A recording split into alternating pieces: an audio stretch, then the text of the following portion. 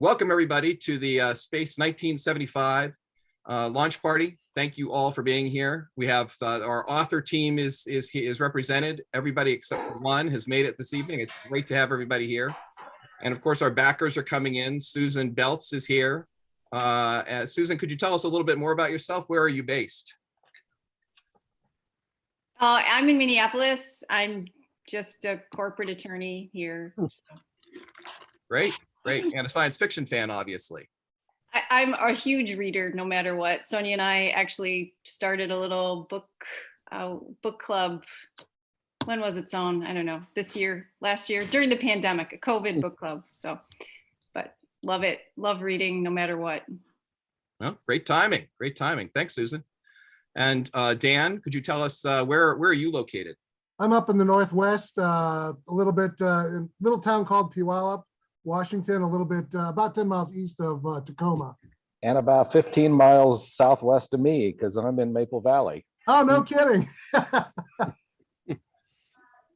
Yeah, Blaze Ward. Oh, Vintage coffee, Maple Valley, Washington. We've got the Pacific Northwest well represented here. Boy, I'll say, yeah. Well, let's run down through the author team here and talk a little bit about what you guys have contributed to the anthology. I see Kat Rambo on the screen right now. So Kat, could you tell us what story you wrote and a little bit about your career? What your claims to fame are? Well, I wrote a lot of short stories, and I've got a space opera coming out this year from Tor Macmillan in September. I'm super stoked about. So this was a kind of nice lead into that. It's called Shot Through with Shards of Light. And I wanted to write something about sentient jewels. And so that's where I started. Disco and sentient jewels. Great combination. And Kat, you were also president of a SIFWA for quite a few years. I was on the board of SIFWA for 5 years total, which is where I think I know a lot of you from. And I have escaped. I am a free agent now. I could say indiscreet things in public and air my own opinions. That's great. Welcome to the dark side. Yeah. I see Ron Collins on my screen right now. Ron, what's your story? And tell us a little bit about your career as a writer. Oh, goodness. I wrote Good Vibrations for Space 1975, which was an absolute and total blast. Don't tell anyone, but I probably would have done it for free. I mean, my little VW bug flying in space. I mean, how much more fun could you get than that? I've been writing, oh goodness, I think I've been publishing for about 25 or 28 years or something like that. A lot of short stories.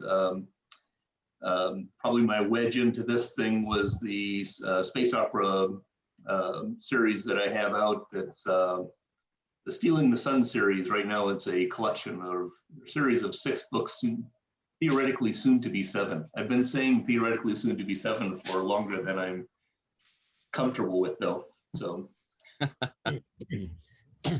Thanks, Ron.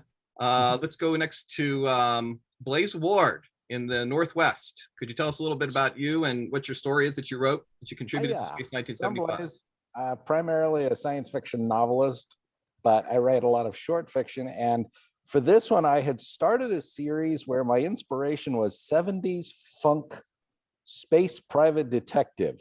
And Bob said, hey, we're doing this Space 1975. Do you have anything?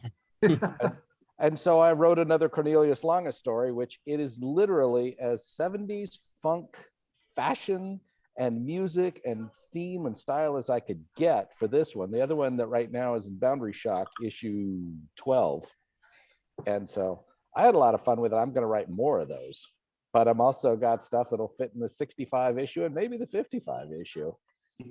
Very cool, Blaze. Welcome. And next I see Marc Scott Zicree.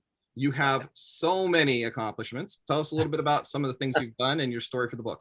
Yeah, well, I'm the author of Grizzled Space Jockey in the collection, which I'm very proud of and very appreciative that you gave me the opportunity to write it. And the spacesuit that I actually wore in my Space Command TV show is right there. My mom bought it for me when I was 12, and it was in Twilight Zone. and it's also a real one, interestingly enough. And I was thinking when you were mentioning 1975, that's actually the year I sold my first short story to Damon Knight, who was one of my teachers at Clarion 1975. So so it's a particularly auspicious year for me. I've been a professional writer since then. And as you mentioned, I've written for tons and tons of TV shows, including Star Trek Next Gen, DS9, Babylon 5, Sliders, Smurfs, He-Man, Super Friends, on and on and on.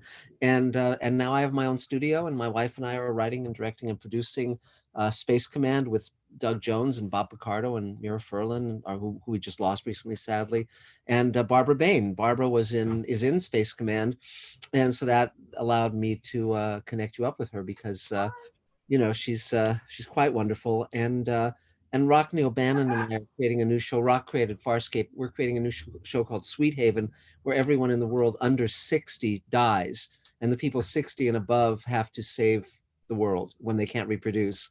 And Barbara is going to be playing one of the leads. She's going to be playing a police chief. So it's very, very fun, very, very fun. So, but I really enjoyed writing the story. It basically was about the cameo character that I play in Space Command. And, you know, I haven't written many short stories. I've written a lot of TV scripts in my time, and also novels. And I also wrote the Twilight Zone Companion. So that's another claim to fame. But it was good to see that I can still actually suit up and actually write a coherent short story. So I'm really, really pleased with it and glad that I could do it. Yeah, very cool. Very cool, Mark. Thank you. Let's go next to Annie Reed. Annie Reed in Sparks, Nevada. Hey, Bob. Hi, Hey. everybody. Hi. Okay, my story is Disco Danny and the Bad Penny, which was actually inspired by the cover art of First Space 1975. I think I told Bob that. I was trying to figure out a good thing to get into it, and the cover art, and then I belong to a family of collectors, which if you could see the top of my camera is just sort of some of the collection in my office. So going to a collector's mindset for this story was good. Plus it was kind of a natural thing. And plus the person, the backer that I put in my story, he's a guy who's still wearing spectacles. And in the far future, I was trying to figure out how to work that in. And hey, collector from this era. Seemed to work out well. I got started in science fiction actually by getting a spot in Strange New Worlds 6, Volume 6 that Dean edited way back when. Bob and I were in a category that Dean had to create just for the two of us because we didn't exactly write inside the guidelines for one of the series. And Bob here was the grand prize winner that year, so I felt I was in really, really good stead. I write a ton of short stories. I've probably published over 200 of them in various things now, and do some all over the board. So yeah, I was thrilled to be invited into this project. I really appreciate that. Well, thank you, Annie. We have so many great authors on this team and so many heavy hitters. Speaking of heavy hitters, Mike Barron. Tell us a little bit about the story that you wrote for the book, and also something about your career. You've done everything. Well, you know, Robert, I wrote 2 stories for the anthology, and the first one quoted David Bowie so extensively, you asked me to write a second one. So the second one is a rebound idea, but sometimes the rebound ideas are the best ideas. I write comic books, written Punisher and Flash. I created characters Nexus and Badger. About 10 years ago, I figured out how to write novels, and I've been writing novels ever since. And Florida Man 3 will be out shortly. Yeah, thanks, Mike. Yeah, Nexus was, wow, a real groundbreaking space opera series in comics. If you're a comics fan, you can fully appreciate the impact that series had. So it's great to have you here. Let's see. Next up, Jim Gotaas. Jim Gotaas, all the way from the UK. Jim Gotaas in the UK. Tell us about your story and a little bit about your career as a writer. Right. Well, my story is Professor Future versus the Titan of Sirens.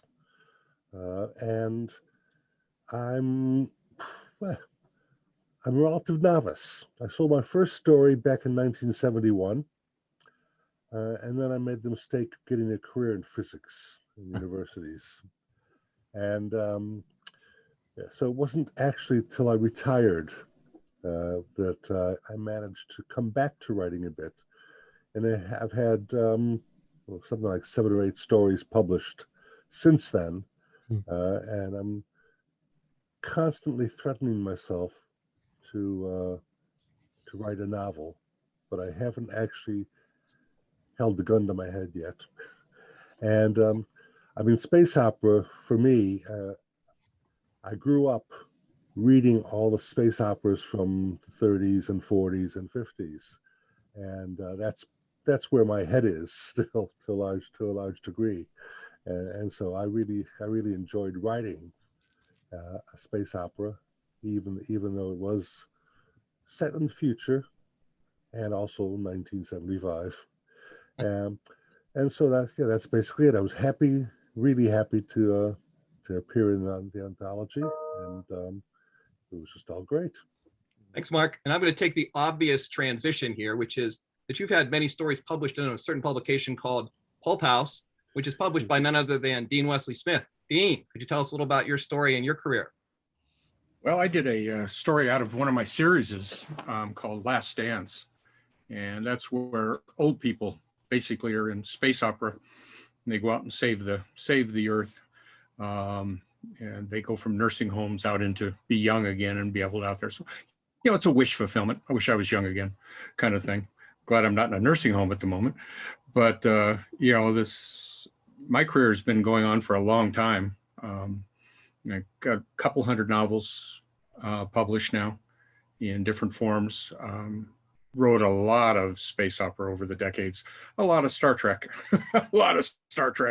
And then I edited the Star Trek also for New York, and did a lot of that. So I've pretty much done it all. And Pulp House now is great fun because it goes across everything. I publish from space opera to romance to everything else and in between, but it all is weird, which is pretty much describes this book. Actually, it's all weird. Pretty much a lot of these stories would fit perfectly in Pulp House. As I was reading through the anthology, I just kept going, oh, I could have published that one. Oh, I could have published that one. And I may write some of you about some of the stories because I take reprints. I was going to say, wait till those rights revert, and Yep. you'll be hearing from some people, I think. Thank Yes. you, Dean. Thank you. Next up, Craig Martell. Craig Martell, could you tell us a little about your story and a little bit about your career? My most popular series right now is Judge, Jury, and Executioner, which is a space lawyer. And as in solidarity with Susan, as a recovering lawyer who just writes full time now, I wanted to get away from that because that is my popular series, and I write full length novels there. So I had to channel my inner Zardoz with the floating heads of Antioch, and it was crazy, but it was post-apocalyptic with aliens, and I thought we can work this in and make it look feasible. And it just seemed fun with this one poor guy who is evolving faster than the others. So I look at all my short stories I've written. I don't know, not that many, like 30 or so.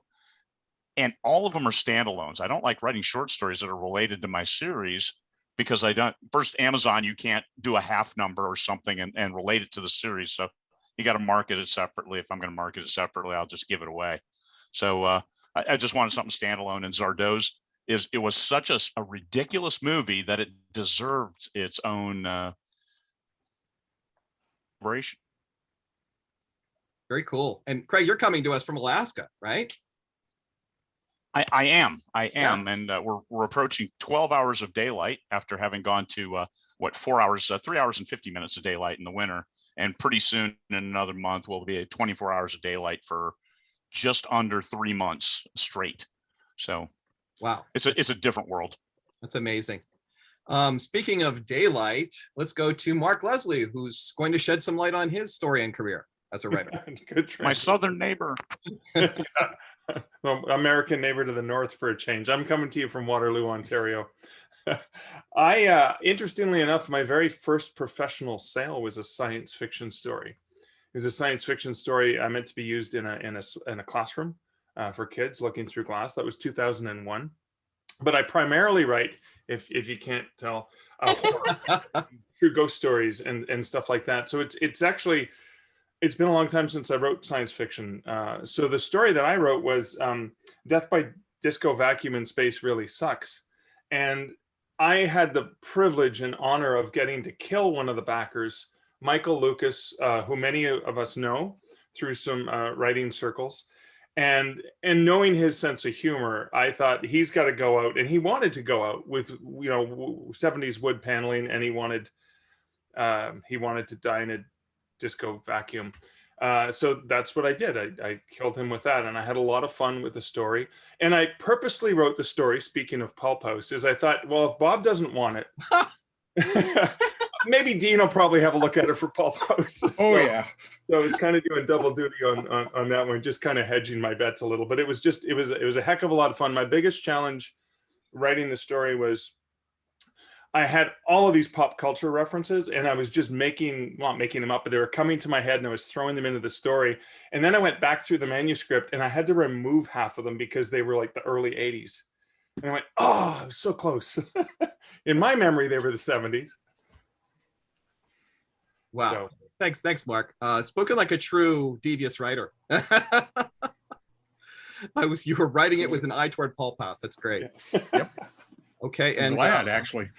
Did you know that Mark edited the last issue of Pulp House, the one that just came out? He was the guest editor. Yeah, it's a great issue. It is a great issue. Yeah. Some really good stories in there from some of you people. Exactly. And let's move on next to speaking of great stories and a man with a great story, Peter David. Could you tell us a little about your story and a little bit about your storied career?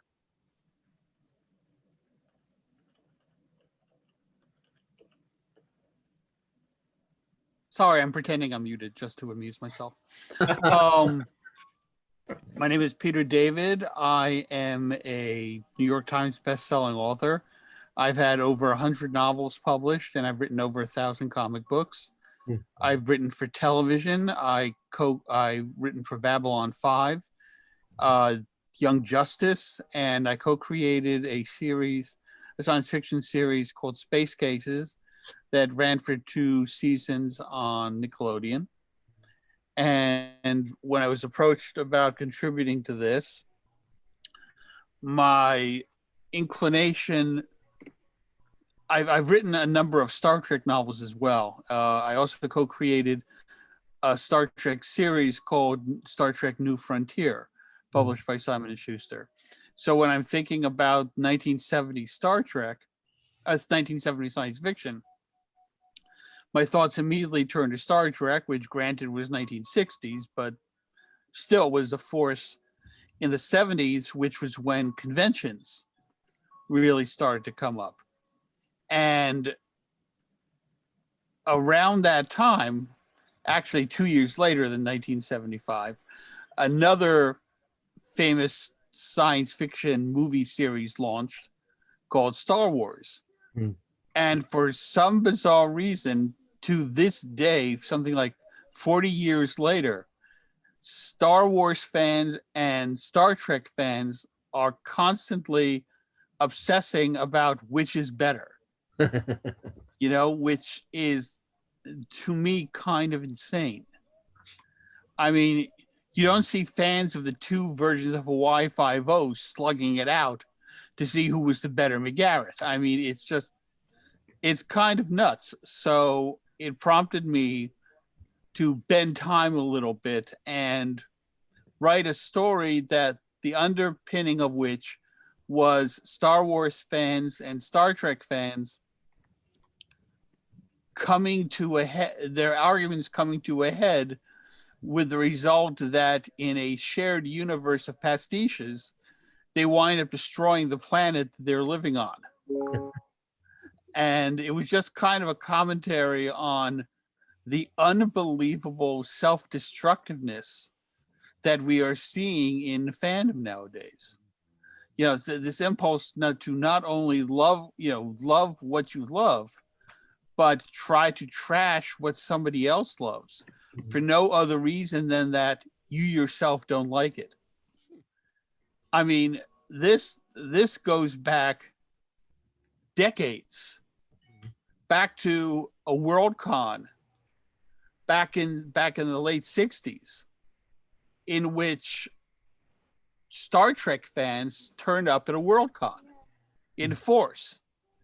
And the old time fans got together and were holding a meeting saying, what should we do about this? And they were appalled because these were not science fiction fans. These were Star Trek fans.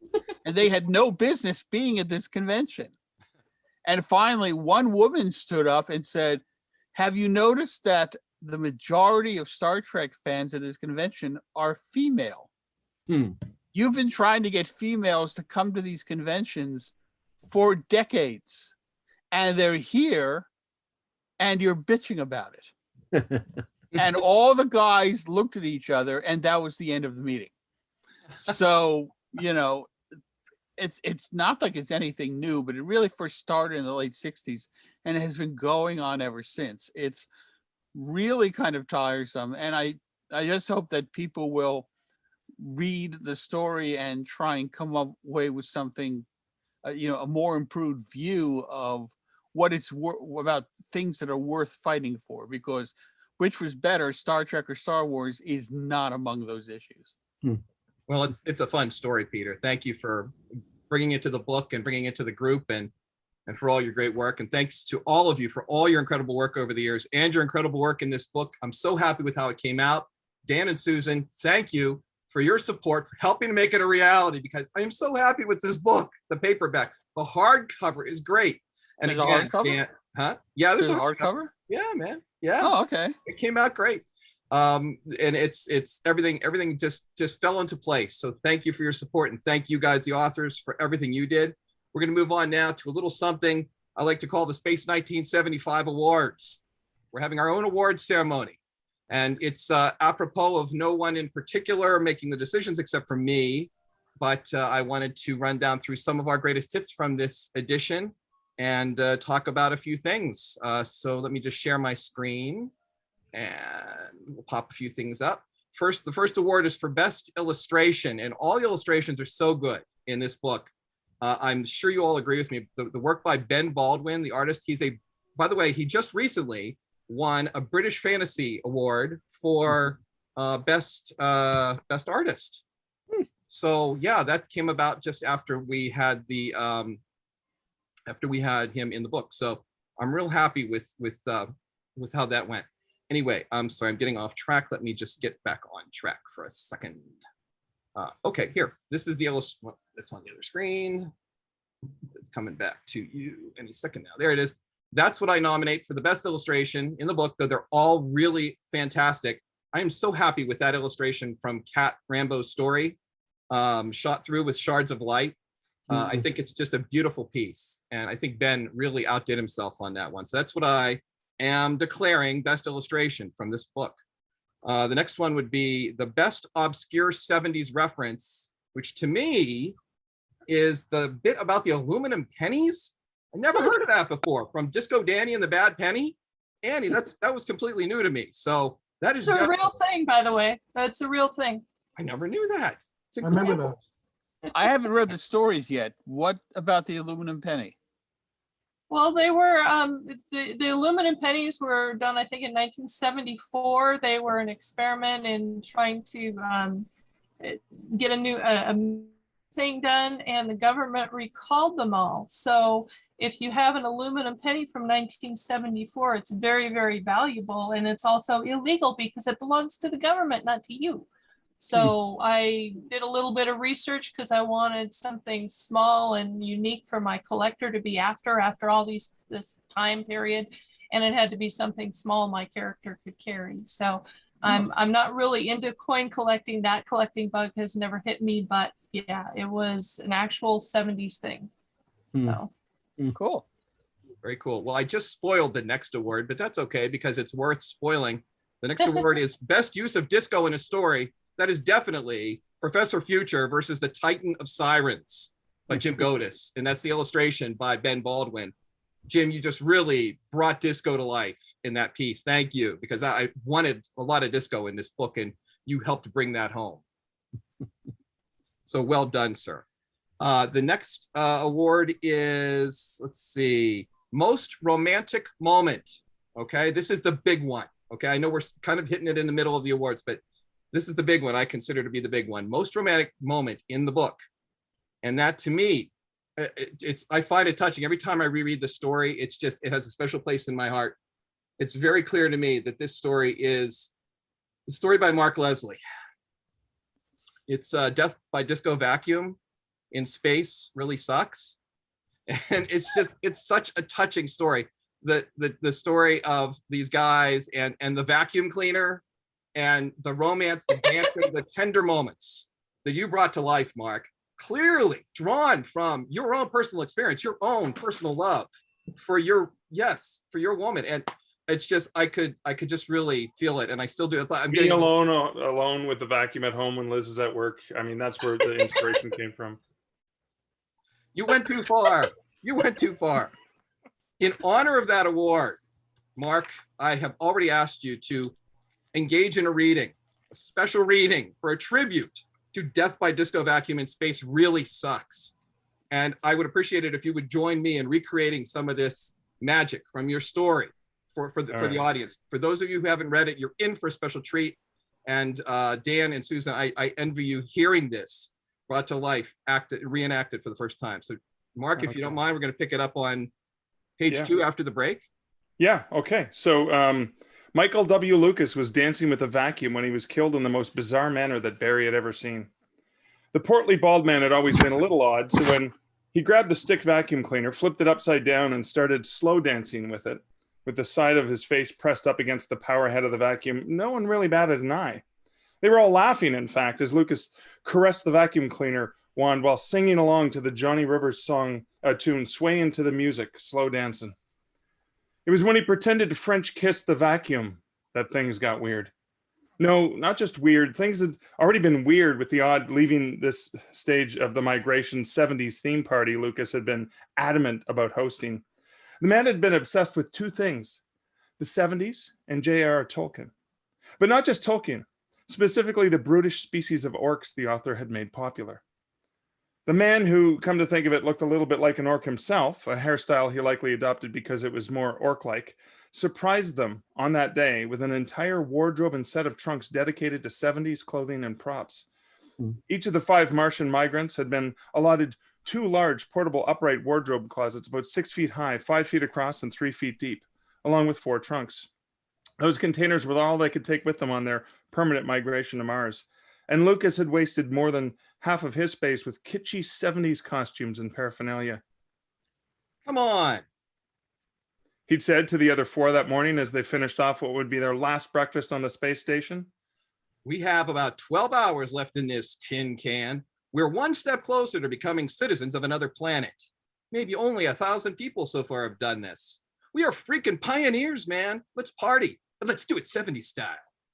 The 70s were appropriate era to celebrate because that's when the space program had really taken off.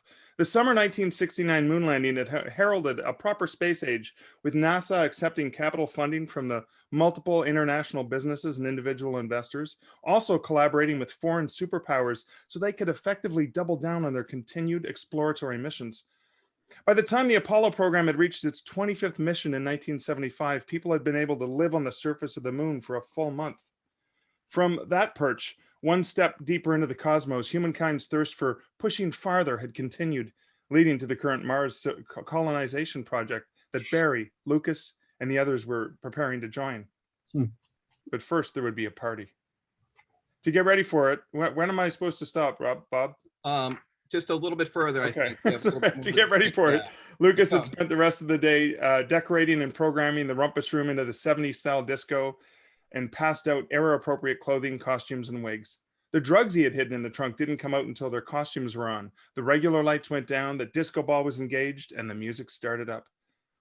What do arcs what do arcs want more than I'm getting choked up. Mark, I'm sorry. I don't know if I can continue this. I'm gonna have to.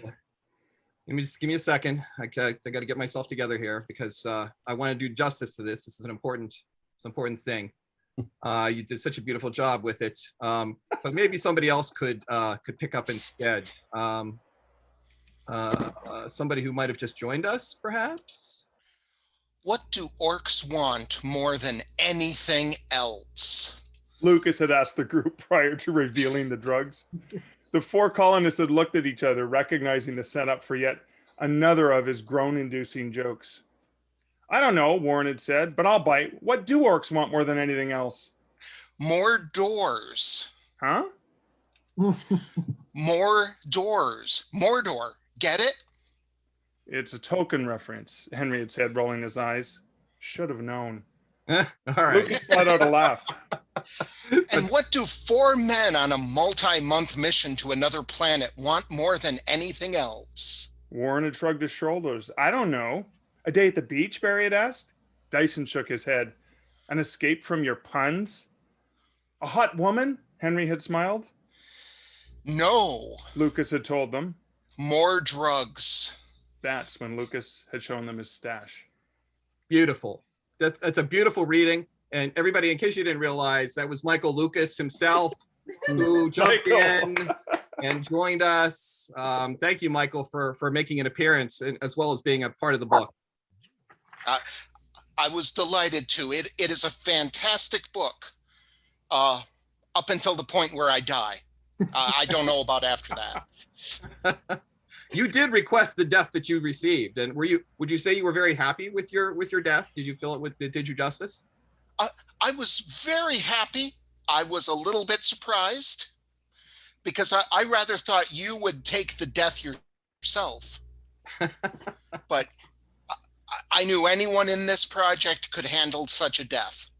And Mark did me proud. I do feel obliged to say that with you bringing me into ambush, Mark, should Mark decide that he needs retaliation at some point in the future, I'm going to be obliged to help him. I'm looking forward to being killed in one of your stories. And so it continues. Have a lovely evening, folks. Thanks, Michael. Great to see you. Thanks. See you, Michael. Michael is no mean writer himself. He's quite an author as well, and has done quite a bit of great work. So, Dan and Susan, you have just witnessed another top author as part of our group here. So, let's continue through the awards here. We'll pick up the pace a little bit. We're talking about the stories, the awards for the Space 1975 book. Most likely to serve as a sequel to Bill and Ted's Excellent Adventure. Well, Ron, of course, Good Vibrations by Ron Collins. That definitely is right in line with Bill and Ted. Best wish fulfillment story for senior citizens. Dean, you already referred to this earlier. Let's Dance, of course. And I love that story. It gives me hope. Greg, you sort of jumped my punchline a little bit earlier. The next one was most likely to answer the question, do we need a sequel to Sean Connery's Zardoz? That would be The Floating Heads of Antioch by Craig Martell. Awesome story. Thank you, Craig. Next up, best future Disney Plus, Paramount Plus crossover starring William Shatner and Mark Hamill. Well, of course, Peter Davidson, push comes to shove. Best actual likeness of an author in this book. And of course, that is the Grizzled Space Jockey. There it is right there. Marc Scott Zicree. You can see the resemblance very clearly. That came out really well. And let's see, one more here. Best use of old Sears catalog polyester fashion photos. And that would be, of course, Blaze Ward. Let me, if I can get this photo dragged over, I'll be so happy. There it is. Wait, I'm not sharing my screen. Not showing anymore. the screen. I know, sorry about that. Give me a second. Where's my mouse? Come on, cursor. I'm disorganized here. Ta-da. I meant to do that. Share. Almost there. There. Okay, so there's Mark's image. There we go. And this is Blaze, one of the images that Blaze based some of the fashions in his story on. It was all about fashion. Great. Very, very cool. Well, I'd like to pause now. Now that we got through the awards and we had the Michael Lucas presentation and all that, we have some giveaways to do. My assistant, Sonia Belts, and my other assistant, Kendra McConnell, are going to pick a lucky winner. And since we only have 2 of you here, I guess we can just like flip a coin at this point. But we'll open it up to anybody who was in this backer level. So anybody who was eligible to attend this meeting will be available. So we have 5 possible winners. Sonia, the first one we're going to give out is a Space 1975 smiley face button. So if you could select a winner, that would be great. And then just jump on in and tell us who it is. The winner is Diana Wall. Great. Diana Wall will get one of these buttons, which is very cool. It says, "Have a nice Space 1975 day." Okay, let's, since we're on a roll, let's do another button. Go ahead and pick somebody. Oh, and Kendra, could you track these, or somebody track these? Thanks. Okay. The winner is Carlos Valcarcel. Okay. Great. Congratulations, Diana and Carlos, wherever you are. And by the way, I did continue to make efforts to reach them while the meeting was underway, but they just didn't quite come through. So we will miss them, but we'll keep going with this and we'll wish them all the best. And let's do another giveaway. Sonia, Mark Leslie Lefebvre was kind enough to donate 2 paperback copies of his new anthology, Obsessions, as giveaways. So let's go ahead and pick our next winner. Wait, Bob, you're in it. Annie's in it. Dean is in it. Oh, yeah. That's right. That's a great book. That is a great book. I'm real happy with it too. So yeah, Sonia, go ahead and let's pick 2 winners for Obsessions. The winners are Dan Shoemaker and Susan Belts. Oh, thank God. I thought you were like intentionally not picking Susan. Thank you. Thank you, Sonia. Thank you. That would have been bad. Like Susan attends the party and you're related to my intern, and then you get nothing. Walk away. You guys want those personalized? Oh, yeah. Of course. Nice. Thanks, Mark. Like you had to ask. Thanks for doing that. That's awesome. Let's see. Okay, we have a couple of other things that we were going to do, but let's move on to a little thing that I'd like to call Q&A, cleverly enough. Dan and Susan, do you have any questions for anyone on our author panel tonight? Now is your chance to ask top writers questions that are on your mind within reason. I would just ask, and this can go to anybody out there, what was your inspiration for your particular story in this anthology? Was it something you've been itching to write about for a while, or did the subject matter kind of lend itself as the inspiration?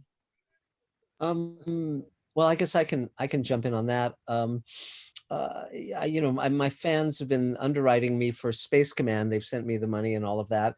And I knew I would have 1 cameo in the show, but then I ended up having 2 others that an actor didn't show up one day, so I had to throw together a spacesuit and jump in front of the camera for this battle on Titan. And I started playing with the idea of linking these 3 appearances of me through this first 2-hour pilot of the show. And I thought, how could you have a narrative that would connect all 3 when there was no intention from the beginning to do that?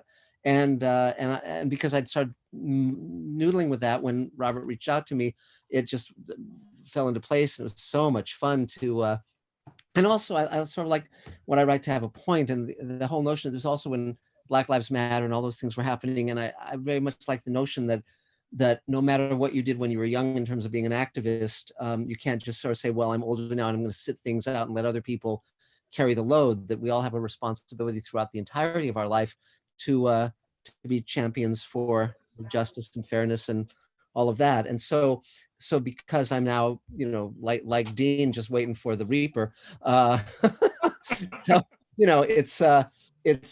I think it's incumbent on me to say, okay, well, I have to, make an effort. And so I think that the story had a genuine meaning for me. And so that was where all these different inspirations came up. Very cool. Great theme. I'm going to interrupt. Annie, I'm going to ask you a question. I'm going to break in and ask you a question. What is your favorite space opera from the 70s? It can be a film, TV show, book. Oh, well, that's got to be Star Wars. I mean, I grew up with Star Trek, but man, I was one of those people that stood in line, you know, with the people wearing bell-bottom jeans and stuff for the very first Star Wars. And that was my fiance at the time, my husband and I were in line, and it, you know, that ship came over the screen and we were just like, wow. Because I grew up on Star Trek, and yeah, Star Wars, that was it for me, because yeah, I mean, you know, it had some romance, it had some action, it had some really bad dialogue, but it didn't matter. It was just fun. I'm going to ask another question. Jim Gotaas, what made the 1970s most special to you? What was your favorite thing about the 70s?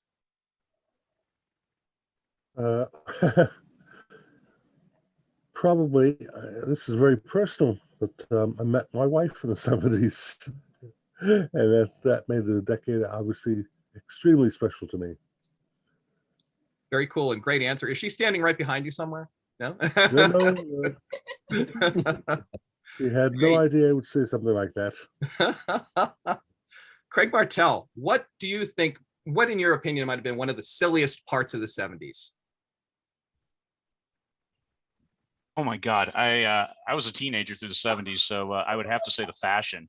Trying to keep up with the fast-paced world of high fashion in the 70s was absolutely bonkers, especially from a kid from Iowa, because we only saw Here's Fashion like 2 years after the fact. So I remember I've got a great picture of me at Disneyland wearing what Californians were wearing 2 years earlier. And it might have been embarrassing, but I was cutting edge from Iowa. Wow. I have another question. Cat Rambo. You have no answer to that. I know. There are no words. Cat Rambo, where were you in 1975? So I was 12 years old in South Bend, Indiana, which was a place in which to grow up. And I don't know, my memory of the 70s is basically strawberry incense and troll dolls and a very particular color scheme. Avocado and goldenrod. That's it. Oh yeah. Hey, Kat, if I could jump in, Yeah. I'm a fellow Griffin kid from Oh! South Bend. So it's great to see you here. And I was really glad to see your story in the book. Oh, that's so awesome. That's Dan and I. This is a very special game store in South Bend that's been in existence for over 40 years now, run by two very special people, one of whom passed away a year or so ago. So, oh, Dan, that delights my heart. Yeah, I met you at GriffCon 40 back in. Oh, okay. So. Yeah. Oh, so awesome. Oh, thank you. Oh, that makes the book even. I also want to say the book is super special to me, also because Jim and I are friends, and I'm so delighted that we're sharing a TOC, and I'm so excited about this book. Thanks, Kat. I'm glad to hear that. It really came out well, and I'm glad you guys were all part of it. Let's see. Next up, Ron Collins. What is your favorite 1970s song? My favorite 1970s song. Oh yeah, my man. goodness. I don't know. Before I answer that question, I need to actually jump in on the South Bend train because my whole family is from South Bend. Oh, no kidding. Yeah. So I actually lived in South Bend up until 1969. So I left in the 60s and into the 70s. So it's really, really, really hard for me to pin down a specific 1970s song.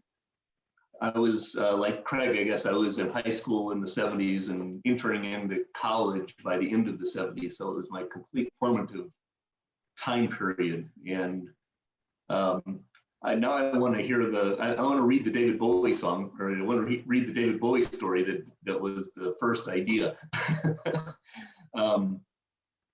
So I don't know if I can actually pin down a specific song. It just wouldn't be proper. The whole soundtrack of my high school time period are the Rolling Stones and the Who and the Doors and the Allman Brothers and Bob Seger, and I mean I can go on for another 15 minutes I've got a whole little thing that I drew a poster of 1970s music that's up on my wall, right? So I just love the whole element of thinking about the 70s, and I'm gonna actually write off of Annie's little comment about Star Wars. Obviously, Star Wars was an informative thing. For me, the most important space opera stuff that I pulled out of the 70s was actually C.J. Cherry's Alliance Union oriented stories, which were the first set. I mean, I grew up with the Heinlein and the, you know, the Star Trek. I mean, that's my entryway drug, but those are 1960s things. When I hit C.J. Cherry's work, it just turned my brain around. And so I wanted to mention that while I was on. Very cool. I had to ask you that question because your love of the music was clear from your story, Good Vibrations. Susan, do you have any questions for our author panel or Sonia? You know, I'm just curious whether and how the authors are thinking about the pandemic when it comes to maybe space anthology 2020. But I'm just curious how it's factoring into your stories, you know, sci-fi stories or otherwise. Can I? Yeah, anybody. Write in the present tense because of that. I have to set everything in a future where we've hoped it's all been solved, or it all failed and everything fell apart and this was the apocalypse in some way, shape, or form. Because it just brings me down too much to say, okay, what happens if this is going to go on for another 10 years? As you can see, I'm sitting in a coffee shop in public surrounded by people, so I got the mask on because I don't want it. Well, for myself, the irony was that Rockne O'Bannon and I were creating the show Sweet Haven about everyone, you know, dying from a bioengineered disease who's under 60 before the pandemic hit. So it was this strange, odd timing. But the thing that I found most interesting about the pandemic is that it has so much more in it than all of the fiction and movies around this subject that we've seen.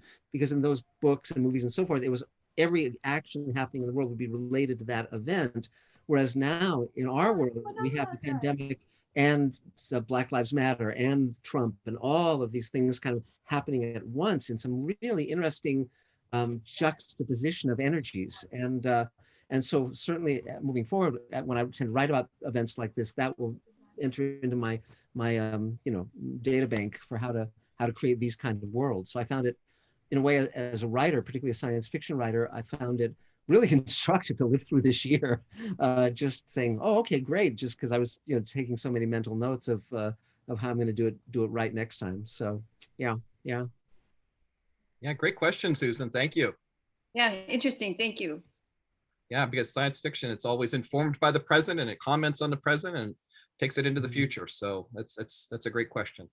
Let's do a couple more giveaways here, and then I think we're coming up on the top of the hour here, so maybe we'll wrap things up at that point. Sonia, my assistant, chief helper, Sonia, could you draw a lucky winner for a copy of the Boundary Shock ebook, courtesy of Blaze Ward? It's a very cool anthology series from Blaze.